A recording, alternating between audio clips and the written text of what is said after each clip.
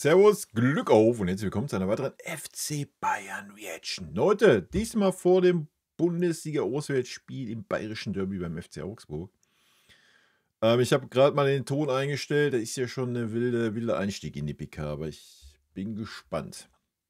Bevor wir reingehen, wie immer der Hinweis, Leute, wenn euch gefällt, was ihr seht, lasst gerne ein Abo da, ist völlig kostenlos auf YouTube und ihr unterstützt einfach damit, was ich hier so tue. Ja, in diesem Sinne, vielen lieben Dank, wenn ihr hier Abonnent seid oder Abonnent werdet. Und damit gehen wir mal rein in den Bums hier. Der Einstieg ist schon wild. Abfahrt. Ist die kürzeste von allen zum Derby FCA gegen FCB. Servus zur Medienrunde vor dem Spiel mit Marcel Kompanie und Max Eberl. Und einem kleinen Vorschlag bitte. Beginnen wir vielleicht heute sportlich, gucken auf das Spiel, auf den FC Bayern, die Mannschaft, auf den Gegner. Und wenn da noch andere Themen sein sollte, können wir die danach dann noch dranhängen. Okay? Wollen wir das so machen? Akzeptiert? Thorsten? Torben? Ich finde das so lächerlich, Alter. Die Passage habe ich gerade gesehen beim Ton einstellen. Ja, Leute, lasst uns doch heute mal bitte sportliche Fragen machen. Ist das akzeptiert, Thorsten? Torben? What the fuck, Alter? Wer ist denn jetzt hier der Boss? Ist das unser Verein oder sind das die Journalisten, die da hocken? Also, was ist denn los, Alter? Dann setzt du dich dahinter zu ein und sagst, Leute, jetzt hier könnt sportliche Fragen stellen. Wenn danach noch Zeit ist, könnt ihr gerne noch andere Fragen stellen. Punkt. Alter. Ey, weiß ich nicht. Ist das heutzutage so oder was? Was ist denn los? Also, I don't know. Ich bin sprachlos, was das Thema angeht. Katastrophe, Alter. Natürlich wollen die Fragen zu Thomas Müller stellen, zu, was weiß ich, zu den Verletzten stellen und ist ja normal, die Themen interessieren ja, aber du kannst doch nicht da so einen Auftritt machen. Ja, seid ihr denn damit auch einverstanden? Ist das okay? Thorsten? Torben? Geht das? Ist das fein für euch? Was ist denn los, Alter? Bin ich im verkehrten Film oder was? Thorsten, Torben, Hoffmann. Wenn du einschlägst, bitte leg los.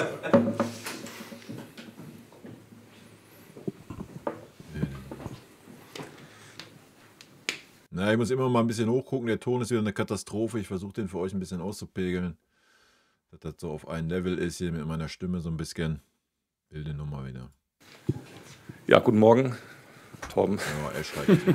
Winnie, was macht das Spiel gegen Augsburg so kompliziert? Was macht Augsburg besonders gut jetzt auch gerade in der Rückrunde? Ich glaube, seit 11 Spielen ungeschlagen. Und die zweite Frage dazu nochmal, was macht das Personal? Kim, Goretzka und jetzt auch Guerrero gestern angeschlagen, der war nicht im Training dabei. Stehen die zur Verfügung oder musst du den Spielerpass auf den Tisch legen und selber dich aufstellen? Also erstmal, wie ich das immer erfahren habe in meiner Karriere, ist Derby. Und wir fahren ja nicht so weit weg, das ist auch selten für uns. Und traditionell auch kein einfaches Spiel für den FC Bayern. Und dann gibt es noch dazu, dass die stimmt, dass die in 11 Spielen nicht mehr verloren haben, auch ganz wenig Gegentore bekommen. Aber ich meine, das ist für mich auch eine gute Sache manchmal, weil die Fokus von der Mannschaft ist dann sofort auch da. Da muss ich nicht erzählen, wie gut die das machen, dass die gefährlich sein können. Dann versteht jeder, okay, schwieriges Auswärtsspiel, aber trotzdem müssen wir gewinnen. Und trotzdem, wenn wir gut sind, wenn wir unsere beste Leistung bringen, dann können wir da auch die Punkte holen. Aber ja, schwierige Gegner und aber das ändert unsere Aufgabe nicht. Und dann, ja, von Personal.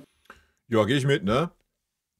Schwieriges Spiel, haben wir uns die letzten Jahre immer schwer getan. Augsburg hat gerade einen guten Lauf, spielt eine gute Saison. Die Aussage mit unterschätzen und so, weiß ich nicht. Ich meine, es ist, ja, mittlerweile ist es halt schon ein Derby. Ja, es ist nun mal kein anderer bayerischer Verein da in der ersten Liga. Von daher, ja, wir werden sehen, wie es angenommen wird von unserer Seite her. Ja, vielleicht hat man es oft nicht so angenommen, so den Derby-Charakter. Deswegen haben wir uns vielleicht oft schwer getan. Ich bin sehr gespannt. Ein oder zwei Spieler haben vielleicht gestern individuell trainiert oder drinnen und das stimmt, Guerrero und wer war noch? Ja. Leon ist Ja, Leon war draußen. Also, aber ich meine, normalerweise stehen die Spieler alle zur Verfügung für Freitag und die Jungs, die nicht dabei waren gegen St. Pauli, sind auch die Jungs, die nicht dabei sein im nächsten Spiel. Und ja, von so weit ist eigentlich für die Jungs, die fit sind die auch, glaube ich, alle zur Verfügung für dieses Spiel. Dankeschön. Gleich daneben Julian Wolf für die Welt. Ja, guten Morgen auch von mir. Frage an den Trainer. Inwiefern müssen Sie jetzt schon auch an die nächste Woche denken? Also wenn Sie das Augsburg-Spiel planen, inwiefern müssen Sie schon an Inter denken? Personell gibt es natürlich nicht mehr 1000 Optionen, aber wie sieht es in Ihren Planungen aus, wenn man 2 solche Spiele in 2 Wettbewerben vor der Brust hat? Ja, ich glaube, jetzt ist die Fokus also auf das nächste Spiel und das ist auch so. Aber natürlich in die internationale Woche hast du, und das war gerade, und dann hast du ein bisschen die Zeit zu schauen, was machst du wie kommst du rein in die nächsten 8 Spiele, wie kommst du rein in die Champions League und was danach auch kommt. Und in die, nimmst du Bild? Machst du Foto? Okay. Aber und was danach auch kommt. Bild. Und dann hast du schon einen Gedanke, okay, wie möchten wir das angehen in die nächsten 8 Spiele? Und dann war auf einmal 3 Verletzte. Ich habe mich diese ganze Planung gemacht, wo ich 3-4 Tage frei hatte und Kopf frei und so. Und dann ändert sich immer was. Das heißt, man kann nicht so weit nach vorne schauen. Nur wissen, dass wir die Möglichkeit haben, noch was zu tun, wenn wir brauchen, zu wechseln in die Mannschaft, das haben wir jetzt auch noch. Aber natürlich, was ich mir jetzt wünsche, ist, dass die Jungs fit bleiben und dann habe ich Vertrauen, dass die auch die Ergebnisse holen. Wieder eins daneben, Nikolaus Linner für die Bildzeitung. Ja, wenn nicht ein Guerrero und ein Conny Leim als Außenverteidiger spielen, dann bin ich auch guter Dinge. Wenn die da als Außenverteidiger rumdümpeln, dann wird's wild. Dann wird schon gegen Augsburg wild und erst recht gegen Inter, Alter. Servus zusammen. Servus. Nochmal eine Frage an den Trainer. Sie hatten jetzt in den vergangenen Tagen eine ganze Reihe an sehr, sehr jungen Talenten vom Campus im Training. Was war denn da die Idee dahinter? Mal gucken, wie schlagen die sich im Profitraining oder sagen Sie, das ist echt eine Option, dass wir die vielleicht mal mit in den Kader nehmen und falls bei Guerrero doch was sein sollte, dass wir den zum Beispiel reinschmeißen? Na, erstmal, wir haben die gebraucht im Training. Und die haben uns auch geholfen. Und auf jeden Fall immer schauen auf die nächsten Talente. Also ich liebe das. Und egal, ob das jetzt noch ein paar Jahre dauert. Naja. Die Aussage kann man natürlich jetzt nicht wirklich ernst nehmen, wenn man sich mal den Saisonverlauf anschaut, wie wir die Talente alle weggeschickt haben. Also sorry. Es ist nicht ein Talent da geblieben. Also die Aussage kann ich gerade nicht wirklich ernst nehmen. Für der eine oder der andere, ich glaube, wir dürfen auch nicht die Schritte vergessen, die noch wichtig sind für die Entwicklung von diesen Spielern. Aber letztendlich sieht man immer so, okay, diese und diese Spieler hat ein bisschen Potenzial, macht was Besonderes, hat vielleicht auch was, das wir nicht haben im Kader im Moment. Aber wie bei jedem jungen Spieler, das ist so eine sensible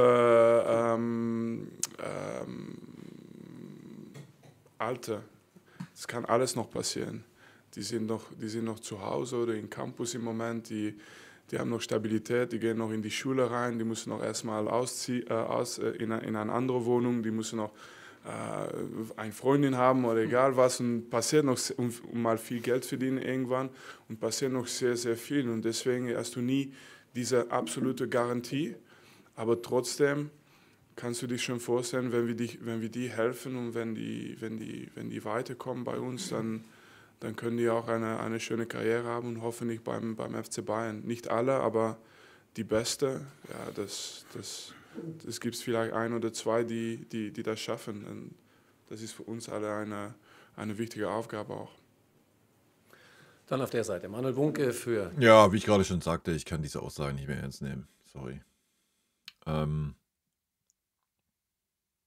Gerade diese Saison, vielleicht wird es nächste Saison besser, ich weiß es nicht, aber gerade diese Saison hat doch gezeigt, dass man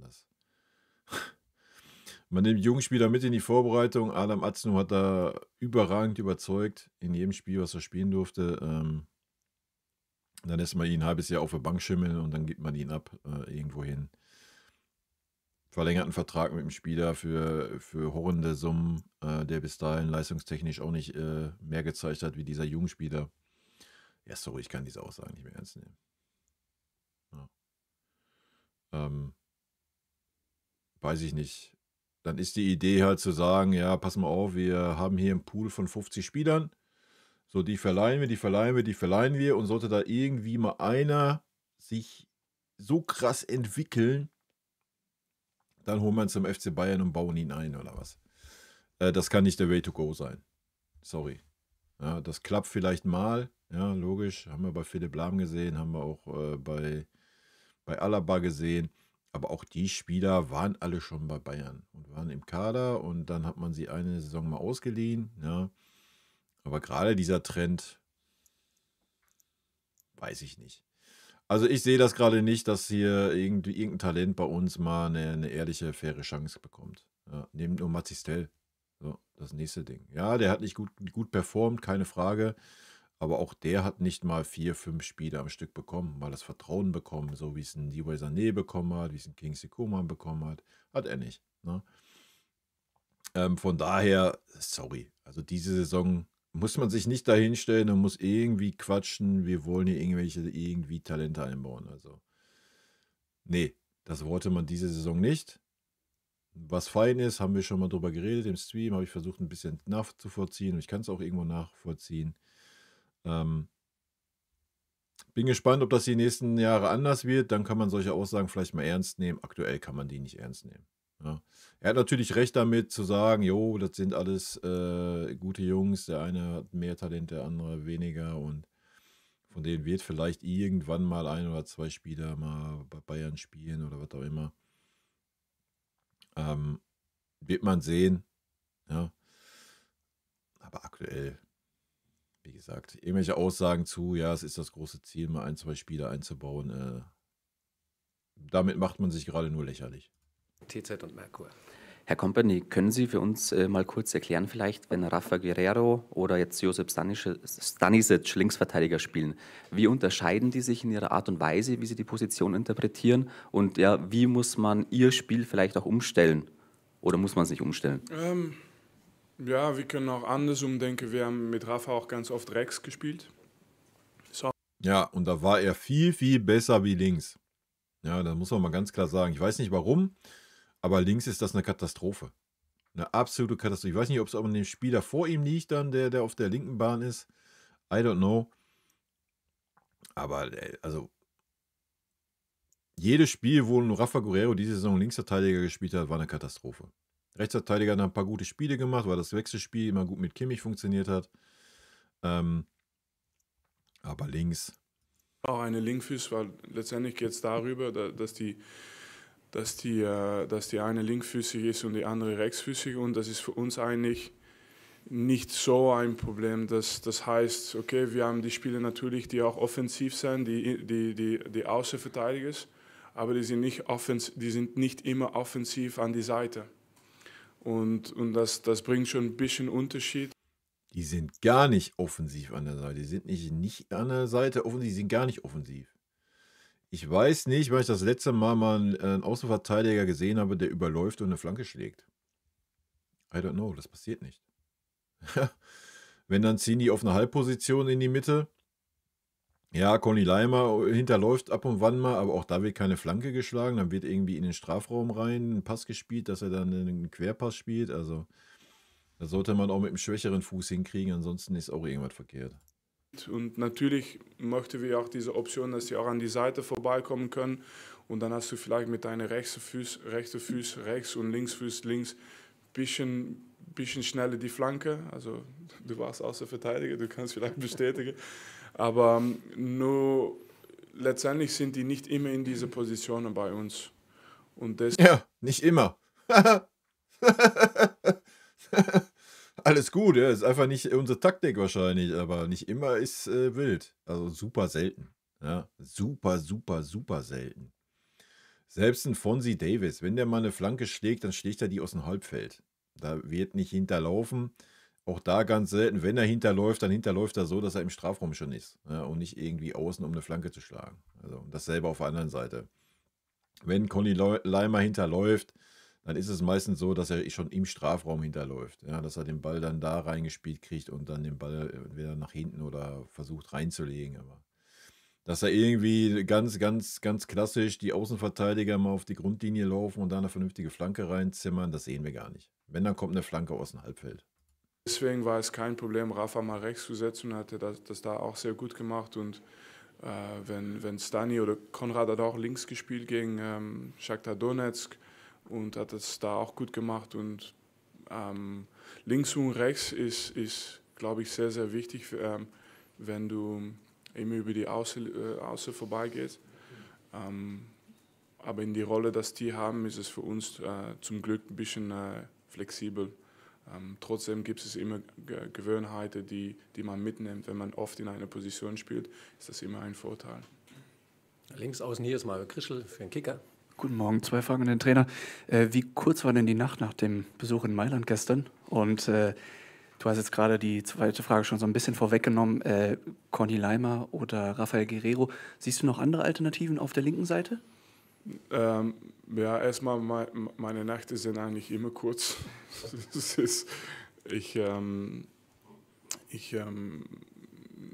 Fußball beschäftigt halt sehr viel. Und die sind vielleicht nicht kurz für die anderen Gründe, dass man denken kann, die sind einfach kurz wegen Arbeit. Und Was?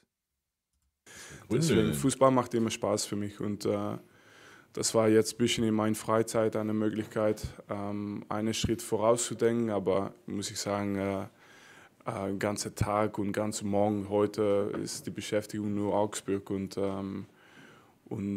ja, deswegen ist es auch für mich eine ganz normale Woche in dem Bereich. Und die Frage war über Alternative haben Sie gerade genannt.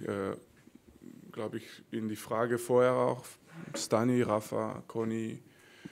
Wenn man kreativ ist, kann man vielleicht noch eine von die anderen Spieler da setzen. Also wir haben auch noch Kimmich, die in die Außenverteidigung gespielt hat. Und wenn man kreativ ist. Junge, der ist Kapitän in der deutschen Nationalmannschaft, spielt Rechtsverteidiger. Da musst du nicht kreativ sein.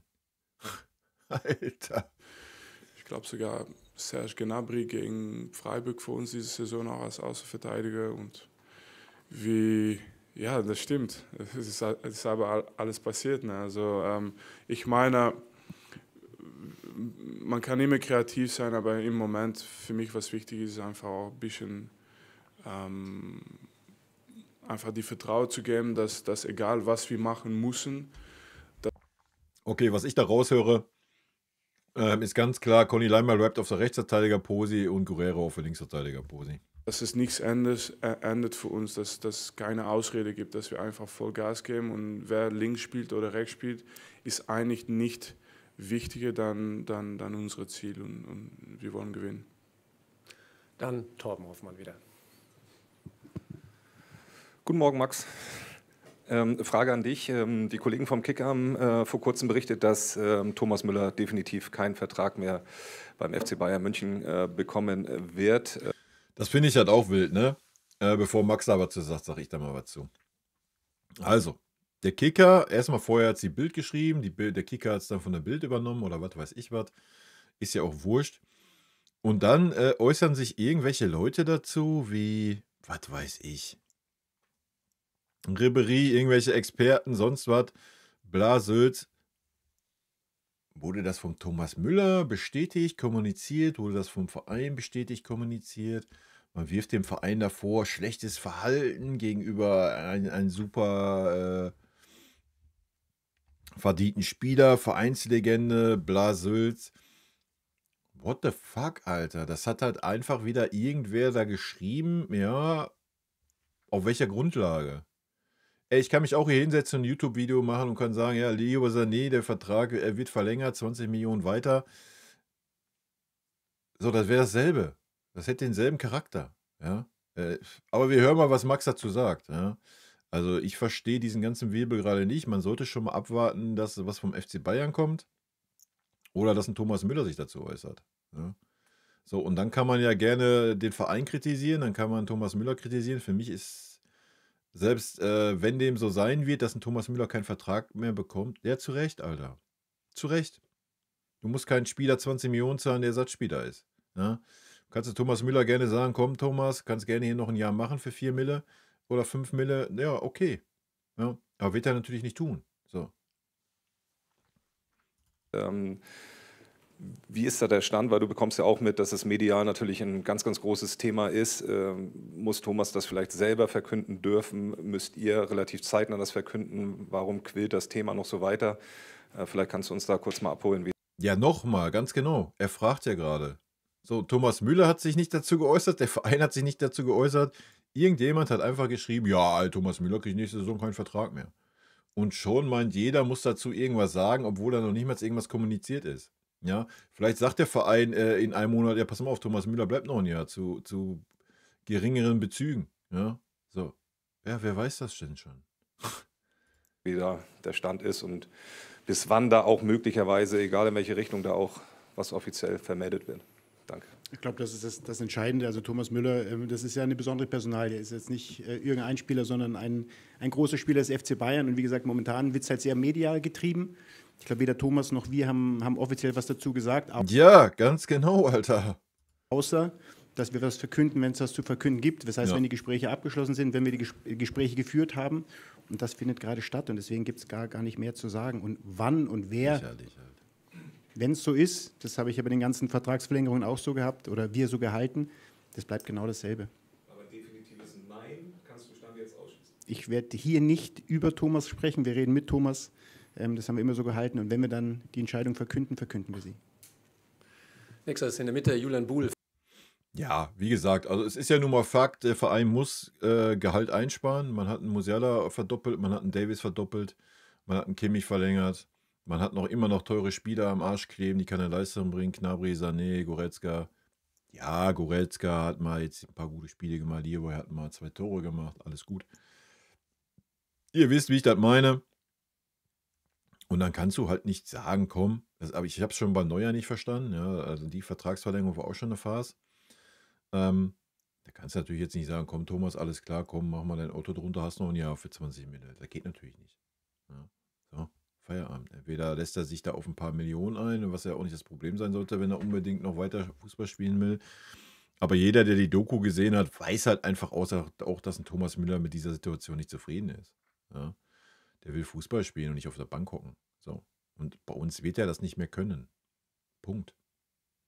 Er wird das nicht mehr können. Ja, sollte ein Harry Kane oder Musiala ausfallen, ja. Dann ist auch der einzige Grund, warum Thomas Müller dann Option 1 ist, weil wir keinen anderen Ersatzstürmer haben. Ja. So, das ist, wenn Thomas Müller spielen darf. Ansonsten kommt er mal 5 Minuten da, mal 10 Minuten da. Das war es. Ja. Oder halt, er kommt auch gar nicht rein. So.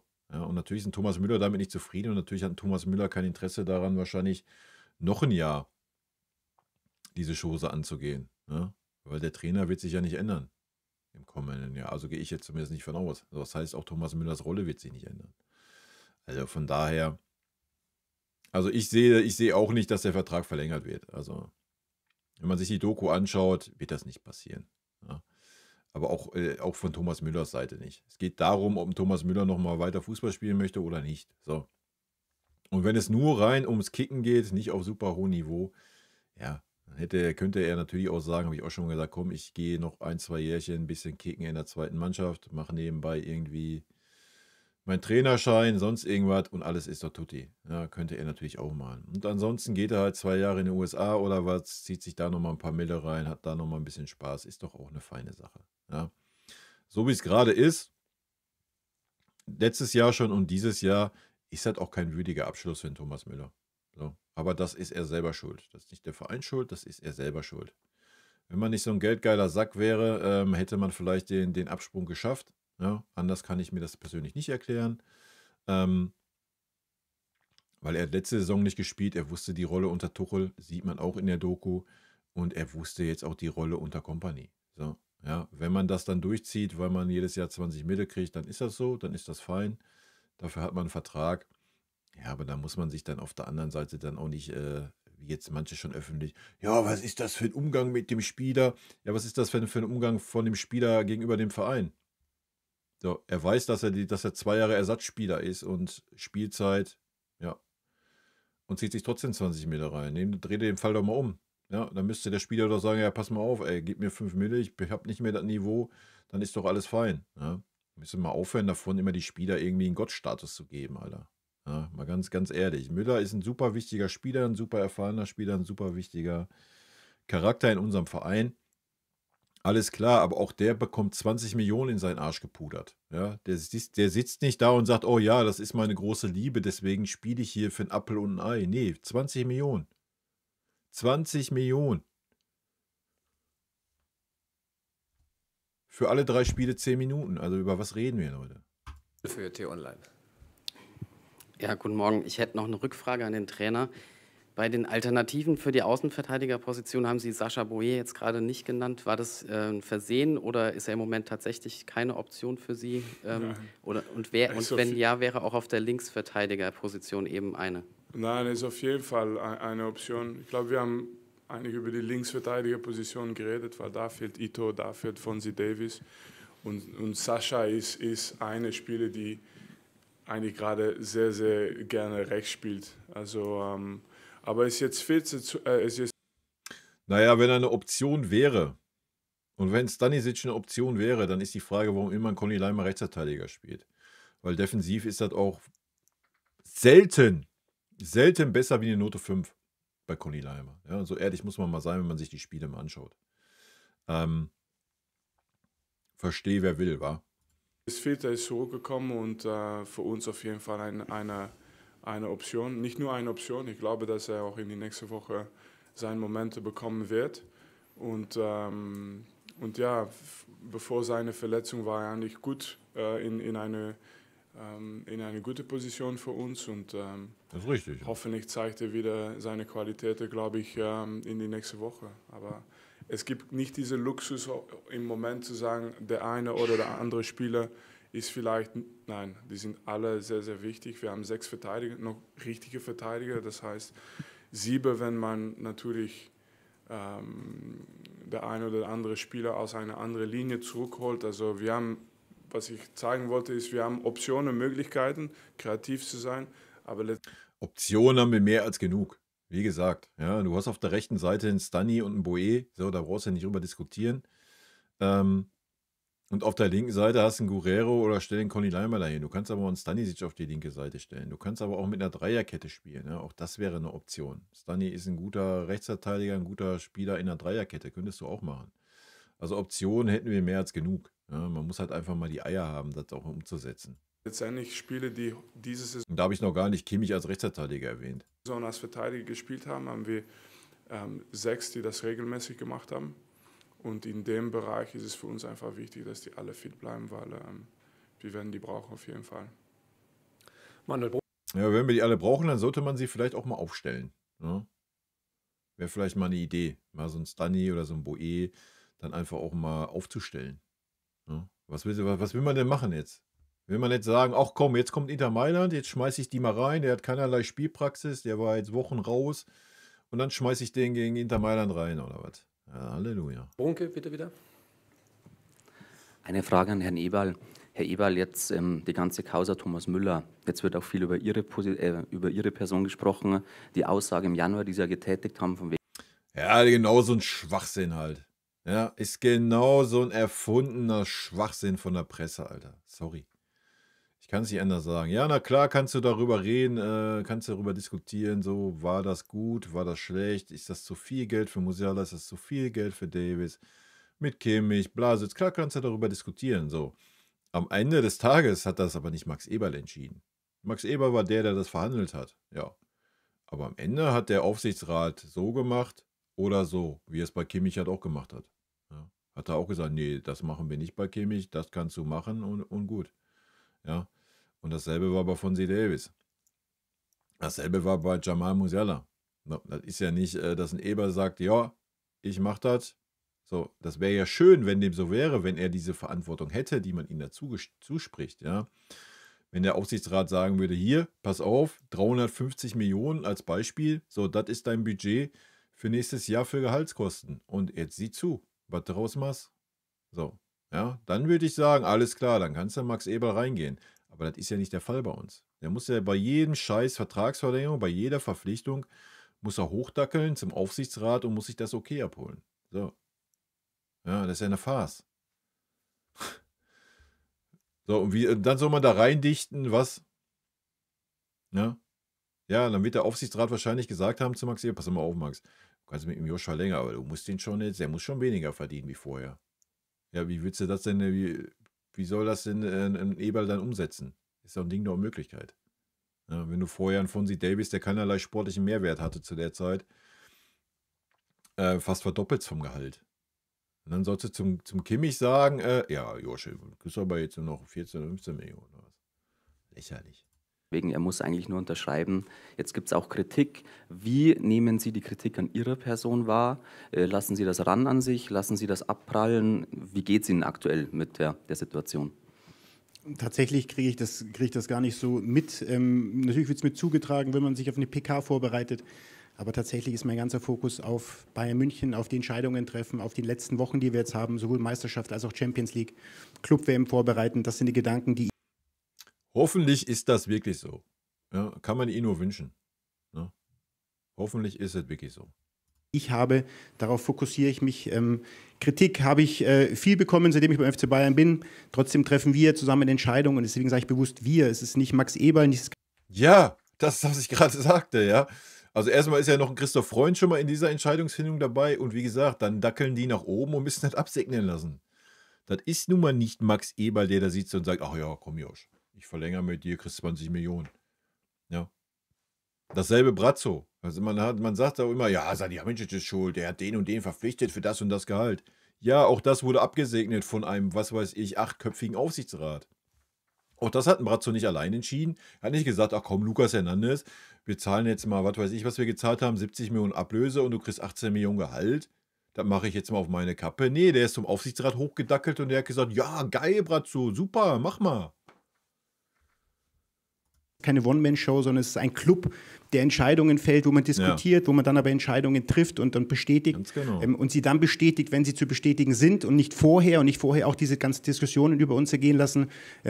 Ich nehme es wahr, aber tatsächlich, ich mache meinen Job, ich versuche meinen Job so gut wie möglich zu machen. Die bestmögliche Entscheidung für Bayern München, für den größtmöglichen Erfolg dieses Clubs und der steht über allem, über jeder Person, über jedem Mitarbeiter, über jedem Spieler. Und das ist mein Job, den ich zu tun habe und alles andere kann ich weder.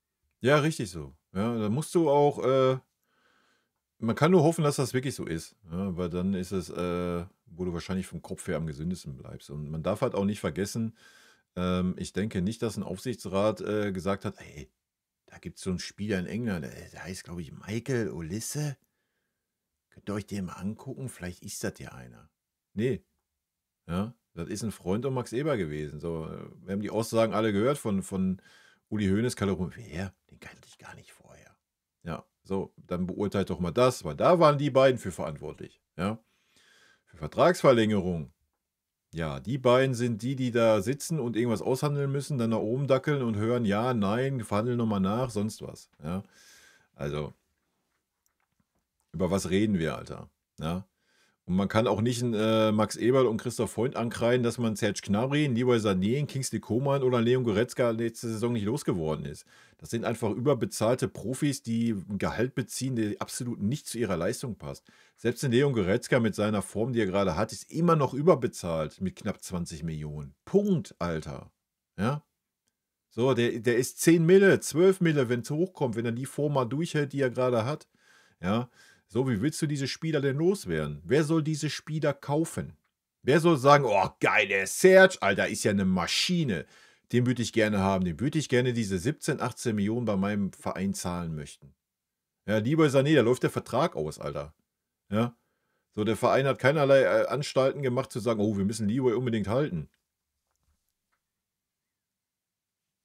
Ja. Liest man hier, oh, alle 50.000 Spitzenclubs der Welt kundigen sich bei Leroy Sané? Nee, der verdient 20 Millionen, Alter. Für was?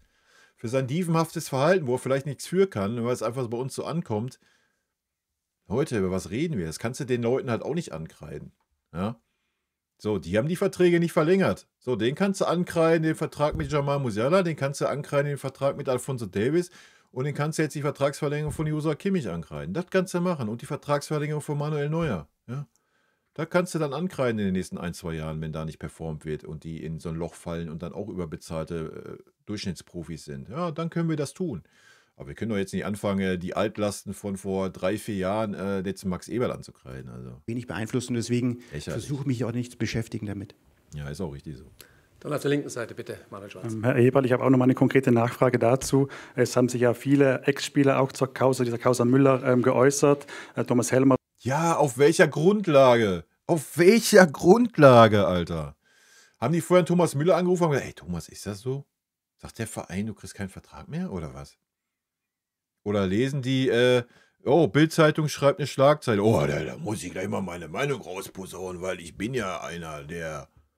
Junge, Beispielsweise hat gesagt, es gibt keine Dankbarkeit vom Verein. Ja, der Unterton ist irgendwie, dass es einen unwürdigen Umgang des Vereins mit Thomas Müller gibt. Ja, ist unwürdig, dass er die letzten 2 Jahre als Ersatzspieler 20 Millionen verdient hat, oder? Das ist sehr unwürdig.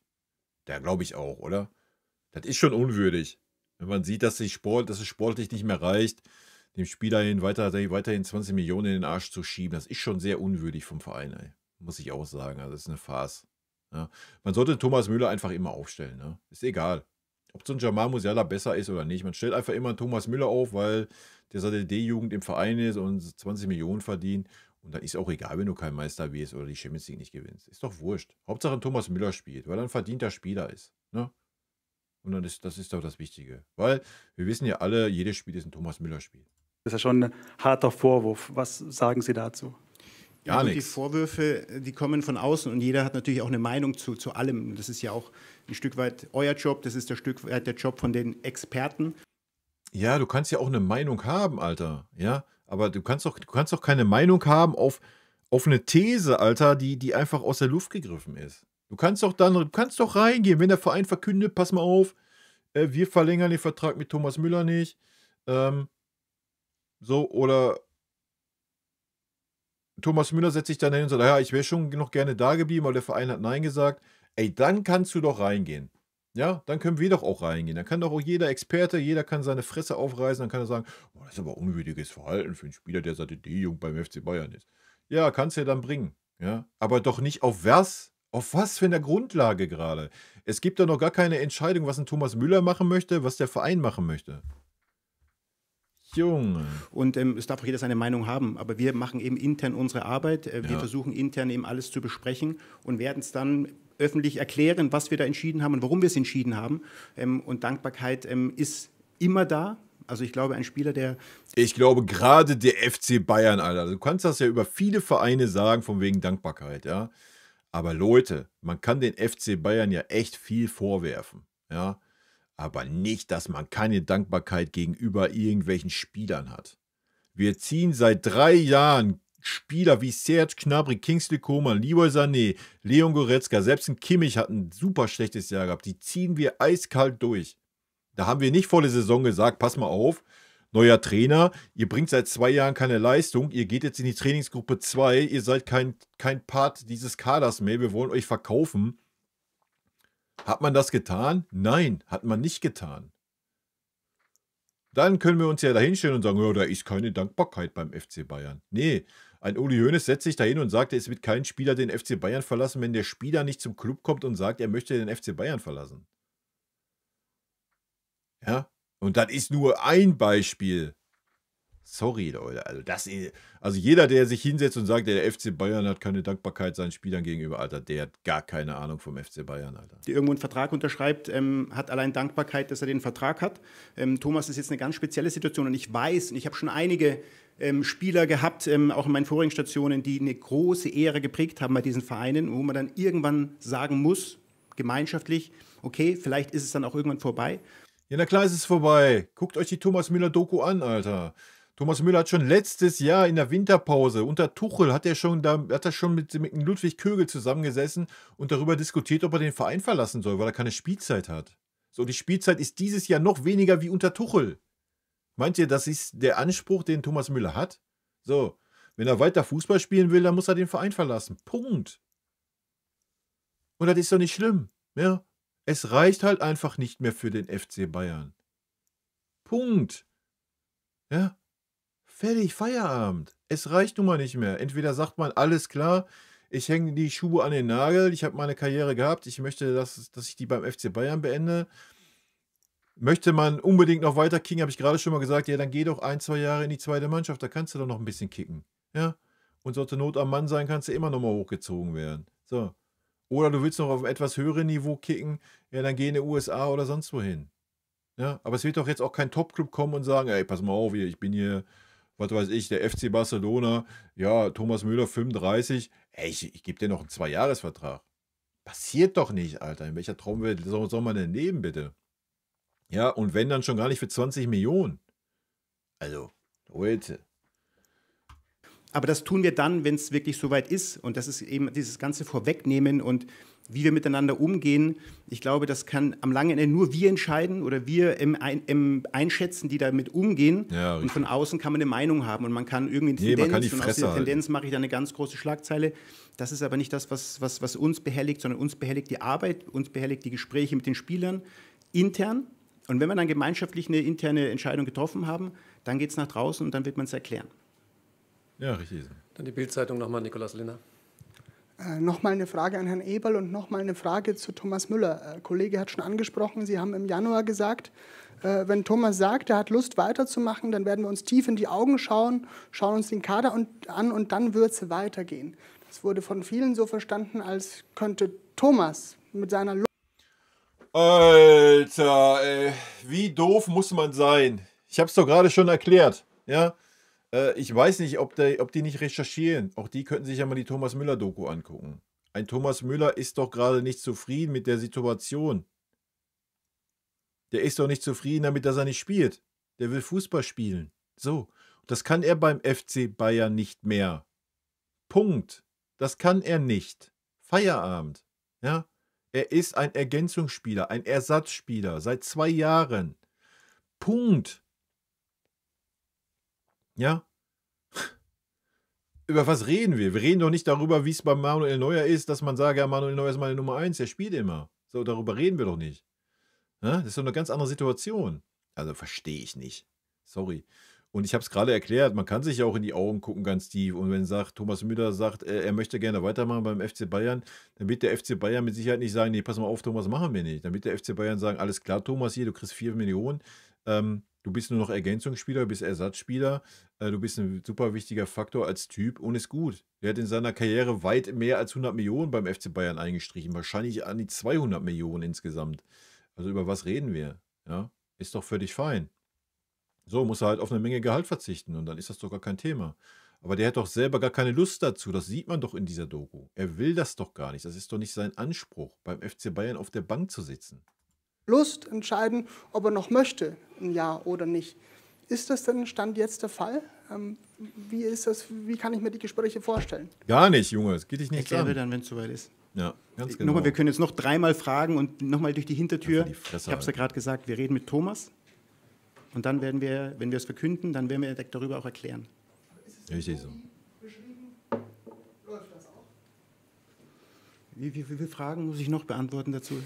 Ja, was ist los, Dieter, Alter? Wofür bist du Pressesprecher? Auch so eine Farce bei uns im Verein, Alter. Setze mich mal als Pressesprecher dahin. Ich norde die Bild dann aber mal ganz schnell ein, Alter. Ja, das dauert keine 3 PKs, dann sitzen die da und halten die Gosch. Ja, und stellen Fragen, die Sinn ergeben.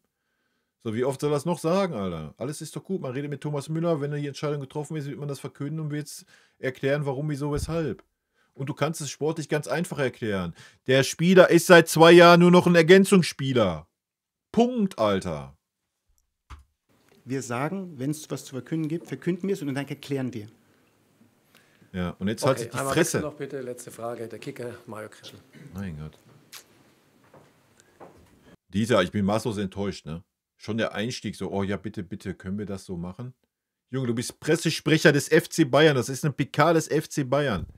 Dann setz dich da hin und sag, hier, sportliche Fragen jetzt.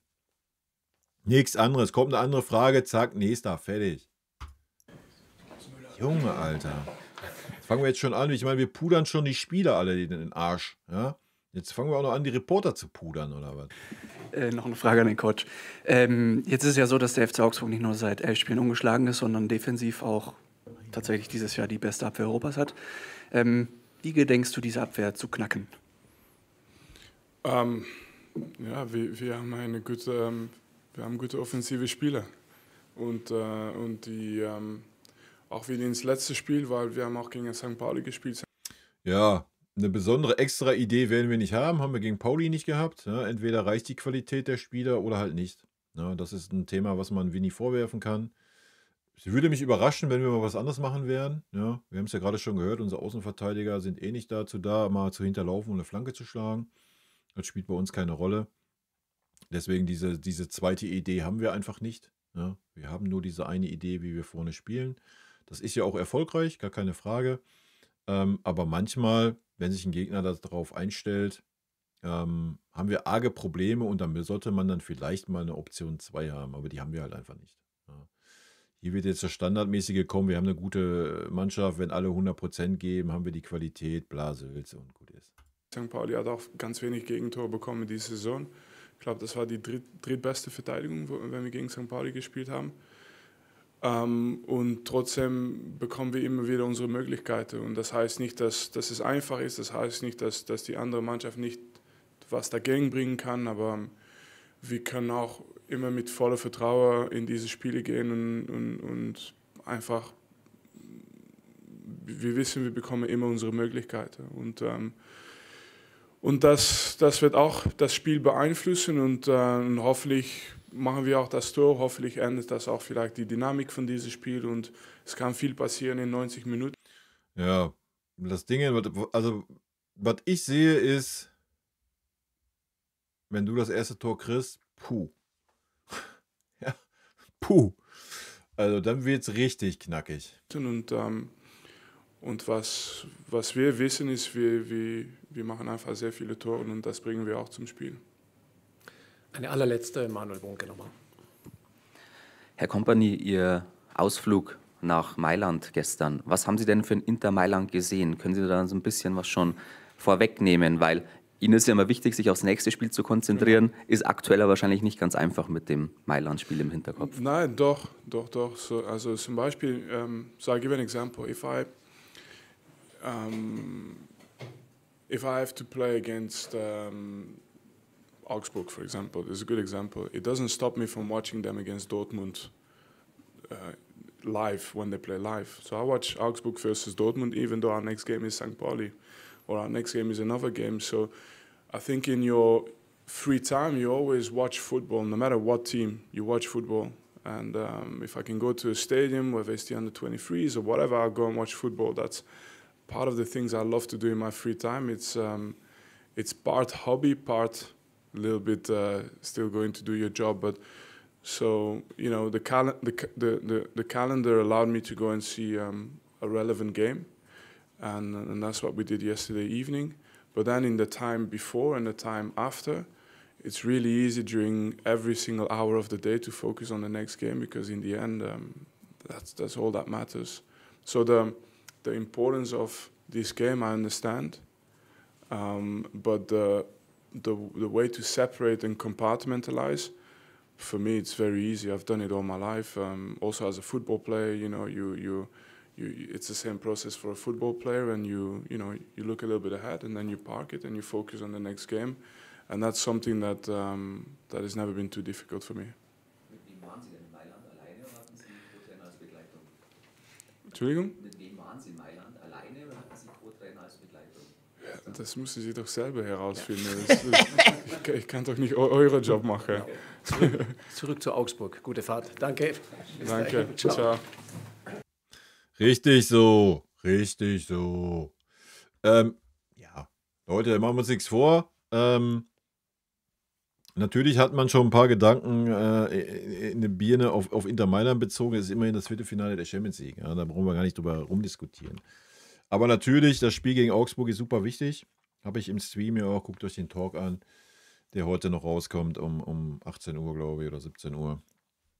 Da haben wir darüber ja auch gesprochen. So, Leute, vielen lieben Dank für eure Aufmerksamkeit. Ich wünsche euch ein super gutes Spiel morgen. Hoffentlich mit einem besseren Ende für uns. In diesem Sinne, rot-weiße Grüße gehen raus. Vielen lieben Dank für euren Support hier auf dem Kanal. Haut rein, bis dann. Tschüssi. Vielen lieben Dank für euren Support hier auf dem Kanal. Und in diesem Sinne, gute Freunde kann niemand trennen.